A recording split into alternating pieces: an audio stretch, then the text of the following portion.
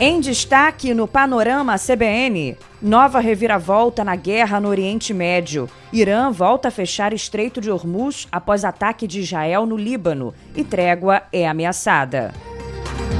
Os pagamentos feitos pelo Banco Master para o escritório da mulher de Alexandre de Moraes e para uma lista de empresas ligadas a políticos. Saque FGTS deve ser liberado para pagar dívidas. 10 milhões de trabalhadores poderão ter acesso, segundo o ministro do Trabalho e Emprego. E você vai saber por que astronautas estão com o computador ultrapassado na missão histórica à Lua. Panorama CBN. Oi, tudo bem? Eu sou Bianca Santos e esse é o Panorama CBN da manhã de quinta-feira, 9 de abril de 2026. Te conto em menos de meia hora o que de mais importante acontece no Brasil e no mundo. Vamos juntos. O preço do petróleo voltou a subir e as bolsas asiáticas fecharam em queda diante do temor de interrupção do cessar-fogo entre os Estados Unidos e o Irã. O regime iraniano acusou Israel de ter violado o acordo por atacar o Hezbollah em território libanês. Na maior ofensiva em um dia desde o início da guerra, o exército israelense matou mais de 250 pessoas e confirmou ter matado o sobrinho e secretário pessoal do chefe do Hezbollah num ataque a Beirute durante a noite. Em resposta aos bombardeios, o regime iraniano fechou novamente o Estreito de Hormuz, deixando parados cerca de 800 navios petroleiros. Os governos dos Estados Unidos e de Israel alegam que o Líbano não foi incluído na trégua de 2 semanas, anunciada na terça-feira à noite. Bom, de qualquer forma, o efeito dessa nova reviravolta foi imediato. Diante das incertezas sobre o cumprimento do acordo, o preço do barril do petróleo voltou a subir e está perto dos $100. O economista sênior do Banco Inter, André Valério, destacou que o mercado deve continuar instável dentro desse cenário de incertezas sobre o desfecho do conflito. Nos próximos dias, o fluxo de navegação no Estreito de Hormuz vai ser fundamental para a direção do mercado. Caso a gente veja sinais de normalização desse fluxo, respeitando o cessar-fogo, a gente espera a continuidade da melhoria vista hoje. Do contrário, a gente vai ver muita volatilidade com o mercado sensível a qualquer notícia vinda da região do Oriente Médio. Agora, o presidente iraniano alerta que a retomada das hostilidades é iminente caso Israel não recue dos ataques ao Líbano. Do lado americano, o presidente Donald Trump ameaça fazer novos ataques se o Irã não cumprir o que ele chamou de verdadeiro acordo. Na TV Globo, o professor de Estudos Estratégicos da UF, Universidade Federal Fluminense, Vitélio Brustolin, disse que o Irã tem condições militares e políticas de manter o fechamento do estreito se Israel continuar atacando o Líbano. A gente pode fazer uma prospecção olhando para Guerra dos Petroleiros, em 1987, 1988. Naquela ocasião, os Estados Unidos, com a ajuda da Marinha Britânica e Francesa, levou 14 meses para reabrir o Estreito de Hormuz. Não é apenas uma operação de desminagem, porque o Irã tem de 2.000 a 6.000 minas navais. É uma operação também de escolta a petroleiros na região. E, veja, mesmo que passem 10 petroleiros, 50, 100, sem serem alvejados, caso o Irã consiga alvejar um petroleiro com um drone, com um míssil de cruzeiro, por exemplo, isso será suficiente para que os outros não tentem passar pelo estreito. E isso seria suficiente também para que seguradoras parassem de pagar o seguro dessas embarcações. É um efeito cascata, hein?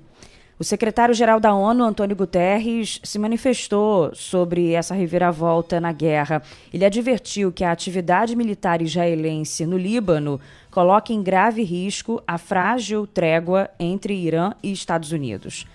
E a declaração ocorreu em meio a essa escalada de tensão, apesar do anúncio recente da trégua. Amplia também a pressão internacional pela contenção do conflito, né? Por enquanto, está mantida para o fim de semana a reunião de representantes dos Estados Unidos e do Irã no Paquistão, justamente para tentar negociar o fim da guerra. A equipe de Teherã será liderada pelo presidente do parlamento e ex-comandante da Guarda Revolucionária, além do ministro das Relações Exteriores.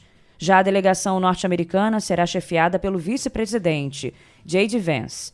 Um detalhe, J.D. Vance disse que a proposta de paz apresentada pelo Irã parece ter sido escrita pelo ChatGPT. Ele falou que ao menos 3 versões distintas de um plano de 10 pontos circularam nos bastidores, dificultando a definição de uma base comum para diálogo.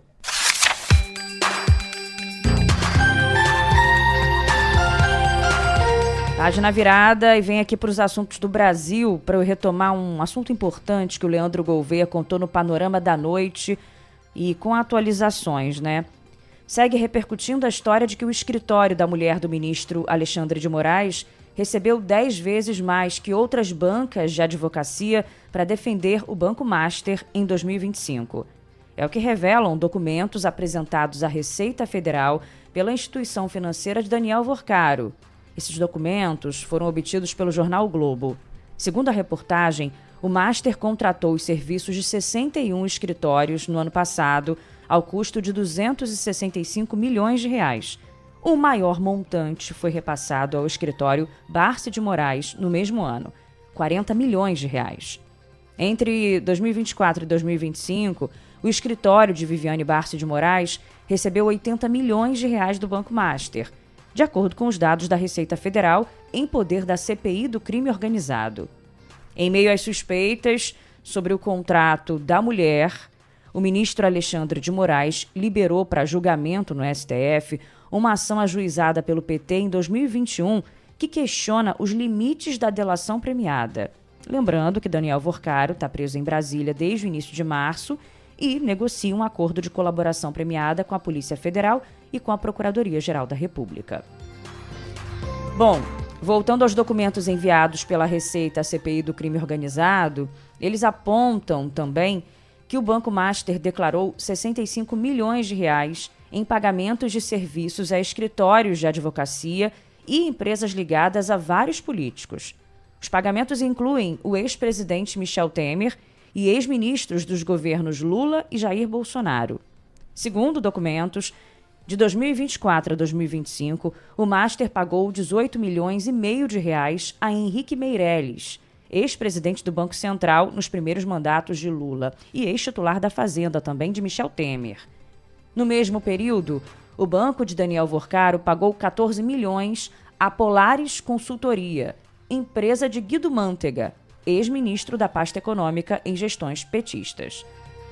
O banco também informou o pagamento de 10 milhões de reais ao escritório de advocacia do ex-presidente Michel Temer em 2025. Já o escritório da família do ex-ministro da Justiça e do Supremo Tribunal Federal, Ricardo Lewandowski, recebeu mais de 6 milhões de reais por serviços de consultoria.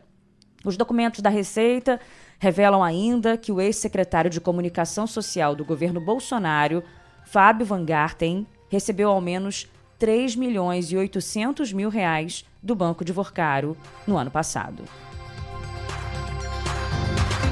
Bom, em entrevista ao portal ICL Notícias, o presidente Lula disse que aconselhou o ministro Alexandre de Moraes a se declarar impedido de julgar o caso Master.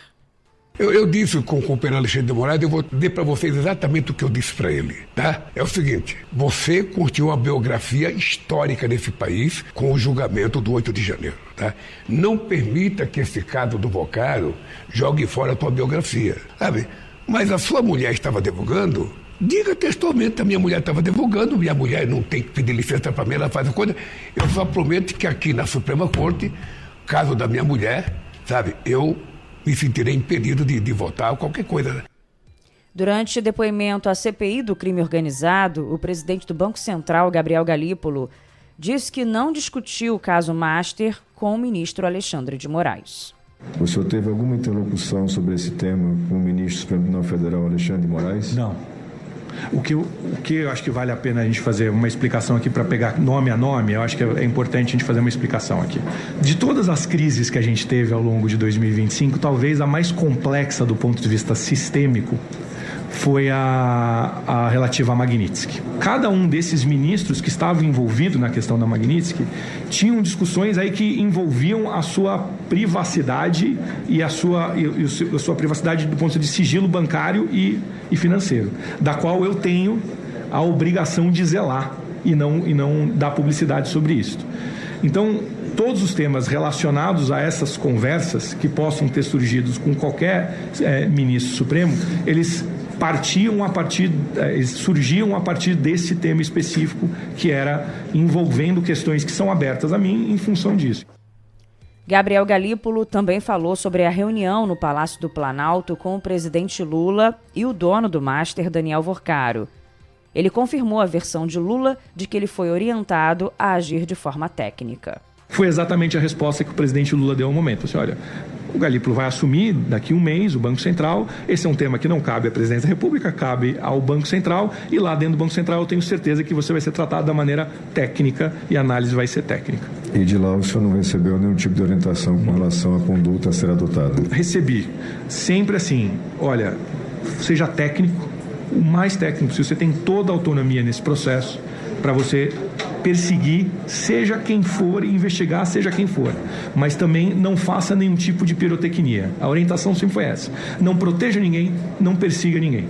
Faça o trabalho técnico e você tem toda a autonomia, não importa quem seja, doa quem doer, vá até o final desse processo. O ex-presidente do Banco Central, Roberto Campos Neto, também era esperado na CPI, mas faltou pela terceira vez.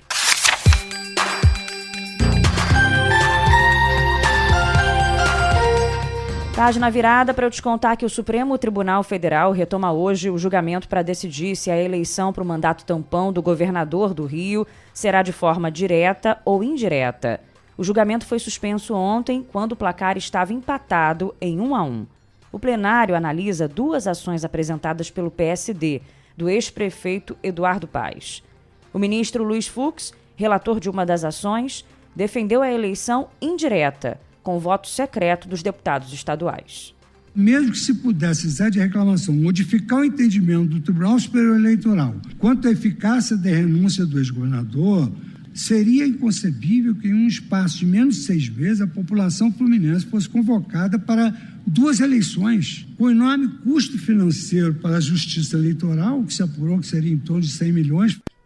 O ministro Cristiano Zanin foi o segundo a votar e se posicionou a favor da escolha direta para o novo governador do Rio de Janeiro.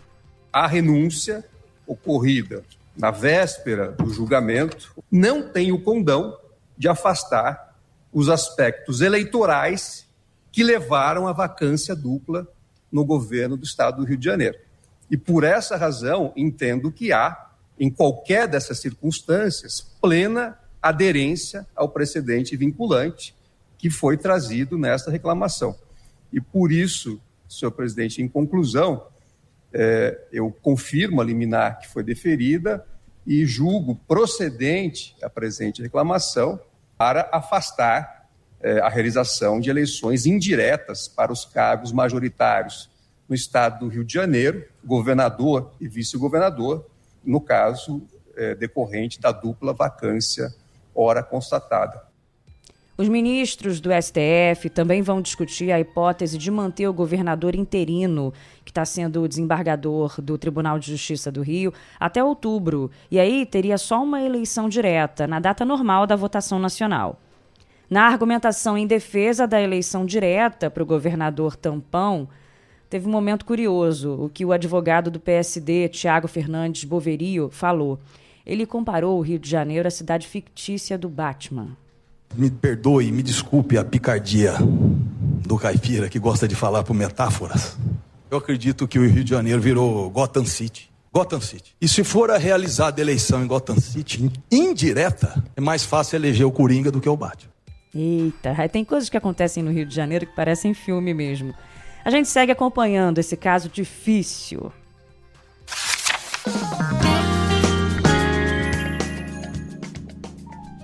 Na economia, eu te conto que o ministro do Trabalho e Emprego, Luiz Marinho, revelou que o governo vai permitir o saque de cerca de 7 bilhões de reais do FGTS a aproximadamente 10 milhões de trabalhadores. A medida faz parte do pacote de ações para mitigar o endividamento dos brasileiros, que está sendo preparado pelo governo federal, mas não é o único uso do fundo em estudo, não. Em entrevista ao Jornal Globo, o ministro falou que o montante de 7 bilhões é complementar a liberação do FGTS a trabalhadores que eram optantes do saque aniversário do fundo, foram demitidos e tiveram parte dos recursos bloqueados como garantia de empréstimos bancários. Marinho falou que a Caixa bloqueou valores superiores aos das garantias, que agora seriam liberados aos trabalhadores. Outra medida em formatação é a regulamentação do uso do FGTS como garantia de empréstimos consignados. O Ministério do Trabalho tem defendido que o trabalhador possa ampliar a fatia do fundo a ser usada como garantia. Hoje, o máximo é de 10% do saldo do fundo, mas isso não foi implementado por falta de regulamentação. Só é possível ofertar a multa de 40% do saldo do FGTS nas demissões sem justa causa no consignado. Com a mudança, o trabalhador poderá optar por usar toda a multa como garantia para obter uma taxa mais baixa. O presidente do Banco Central, Gabriel Galípolo, se reúne hoje em São Paulo com a governadora do Distrito Federal, Celina Leão, para discutir a situação do BRB. A empresa enfrenta dificuldades financeiras, atraso na divulgação de resultados e questionamentos sobre a gestão, O encontro ocorre em meio à pressão da autoridade monetária para que o banco regularize a situação, reforce o capital e apresente os balanços atrasados. O BRB também enfrenta problemas de liquidez, ou seja, dificuldades para manter recursos disponíveis no curto prazo. E o Tribunal de Contas da União vai encaminhar informações referentes à gestão financeira e orçamentária dos Correios ao Congresso. A medida atende a um pedido do deputado Evair Ferreira, do PP, que, diante do prejuízo de 4 bilhões da estatal, solicitou que o tribunal enviasse relatórios sobre as causas do déficit. Ele também cobrou a evolução de despesas da empresa e a regularidade da gestão de precatórios. Para manter as operações, os Correios contrataram um empréstimo de 12 bilhões com 5 bancos e receberam, no início desse ano, 10 bilhões desse total. E a Justiça do Rio aprovou a venda da operação da telefonia fixa da empresa Oi por 60 milhões de reais. A vencedora do leilão foi a Método Telecom, que apresentou proposta com pagamento à vista. A empresa assume os serviços essenciais, como linhas de emergência e atendimento em áreas onde a operadora era a única disponível. A decisão ocorre no contexto do processo de falência da Oi.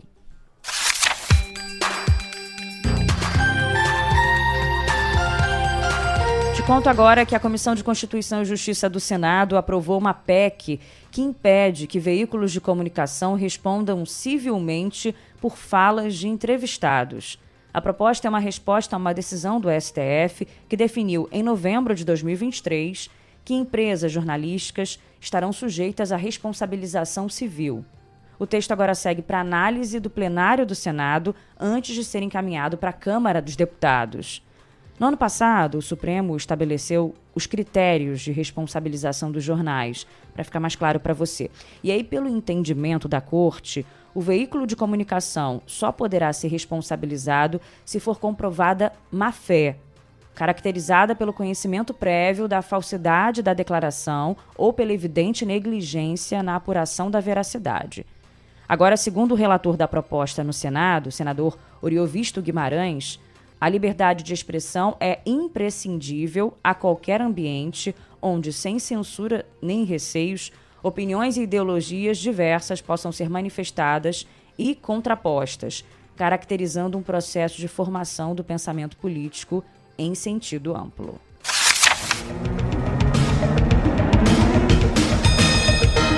De volta ao noticiário internacional, o presidente Donald Trump voltou a criticar a OTAN após um encontro a portas fechadas na Casa Branca com o secretário-geral da Aliança Militar, Mark Rutte. Trump disse, entre aspas, "A OTAN não estava lá quando precisamos dele e não estará se precisarmos novamente.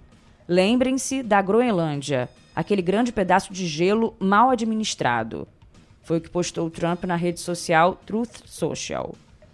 Mais cedo, Mark Rutte falou que teve uma conversa franca e aberta com o republicano, na qual o presidente dos Estados Unidos expressou decepção com os aliados europeus. Nas palavras de Rutte, entre aspas, pude destacar que a grande maioria dos países europeus tem colaborado com bases, logística e sobrevoos. Ele falou isso à CNN Internacional.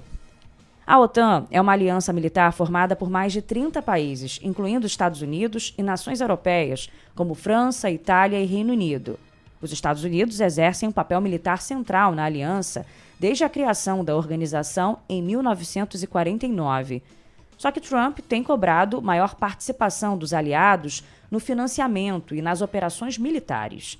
No ano passado, outros membros da OTAN aprovaram um aumento significativo dos gastos com defesa, dentro de um plano com metas até 2035.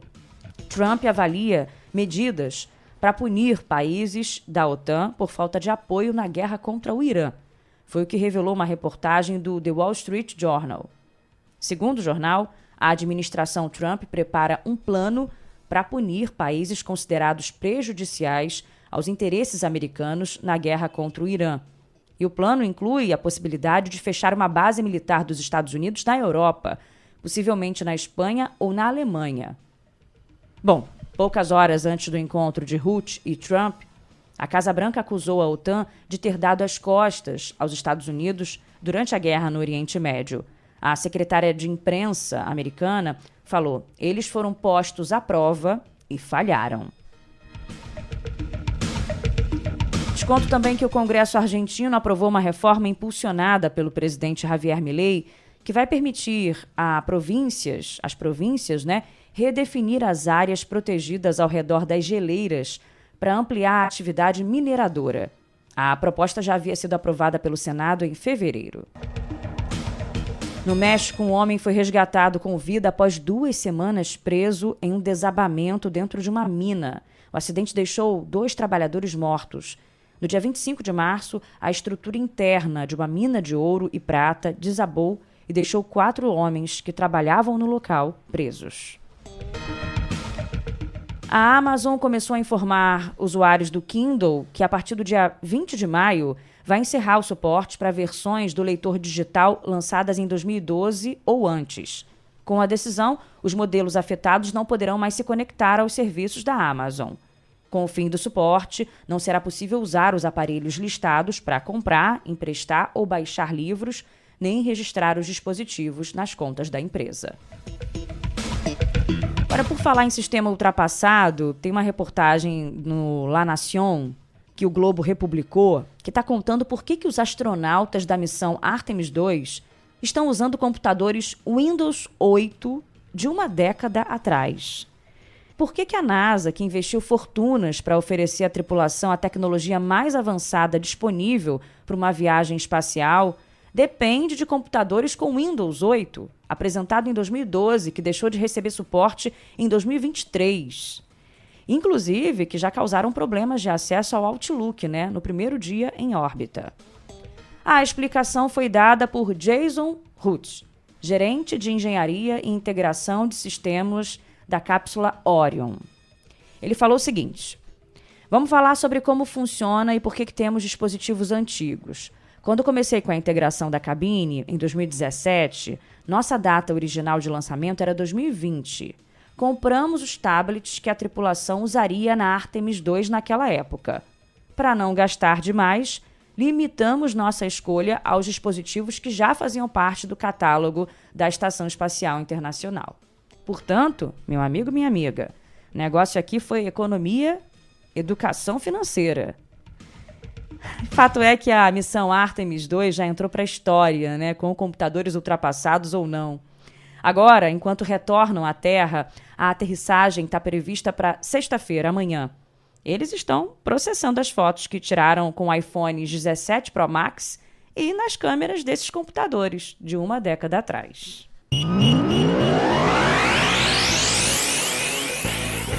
Reta final do Panorama com o futebol. O Corinthians estreia hoje na fase de grupos da Libertadores. Às 9h30 da noite, ou melhor, às 9 da noite, a equipe paulista enfrenta o Platense, na Argentina, sob o comando do novo técnico, Fernando Diniz. Ontem, o Flamengo venceu o peruano Cusco, fora de casa, por 2-0. O Mirassol derrotou o Lanús, da Argentina, por 1-0. E o Palmeiras empatou com o Júnior Barranquilla por 1-1 na Colômbia.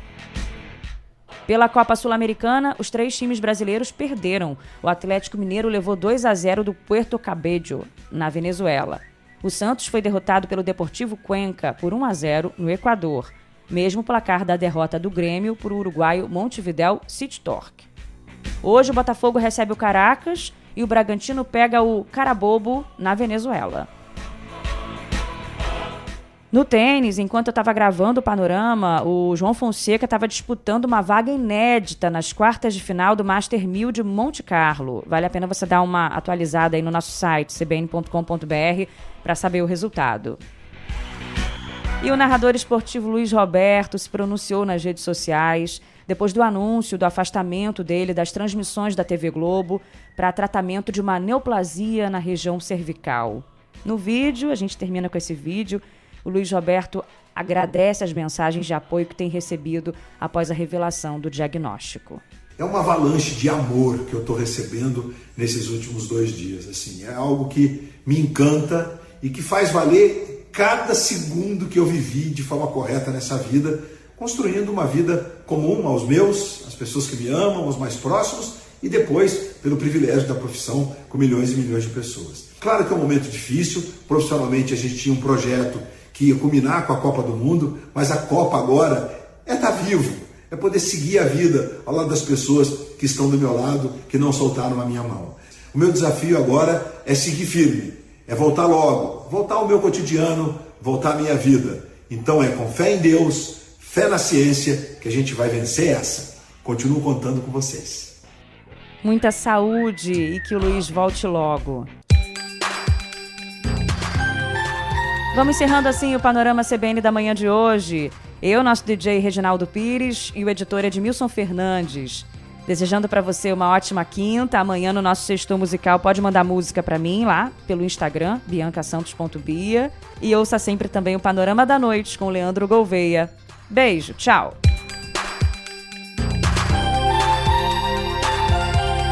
Panorama CBN. As principais notícias do dia em menos de meia hora.